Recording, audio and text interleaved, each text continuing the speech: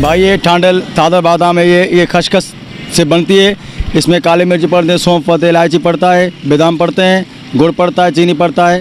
ये फिर पीस के बना के मशीन में इसको तैयार करते हैं। इसकी तासीर बड़ी ठंडी है। ये गर्मी के लिए बहुत मैदे को बहुत ठंडा पहुँचाती है। गर्मी के लिए बेहतरीन है चीज़ें।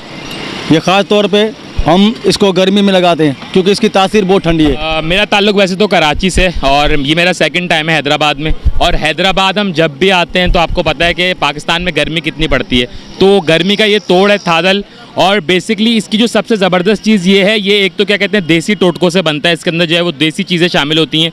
और जिस तरीके की गर्मी हैदराबाद में पड़ती है तो ये गर्मी का तोड़ है। इसको पीने के बाद जो है पूरी बॉडी जो है आपकी रिलैक्स हो जाती है और ठंडी हो जाती है। थादल जैसे कि हम हैदराबाद आए थे कराची से, तो हैदराबाद में गर्मी इतनी थी, हर किसी ने थादल रिकमेंड किया। तो मैं भी ये कहूँगा इस गर्मी के हवाले से बॉडी बहुत ज़्यादा डिहाइड्रेट हो जाती है, तो थादल ज़रूर पीना चाहिए क्योंकि इसमें सारे नेचुरल इंग्रेडिएंट्स शामिल होते हैं जो कि बहुत मुफीद होते हैं। और इसमें कोई सोडा वोडा नहीं है, तो ये कि it's a must try drink. और आप भी पी, हम भी बस पी रहे हैं। बेहतरीन चीज़ है, पीना चाहिए गर्मियों में, खास करके बड़ा अच्छी चीज़ है ये।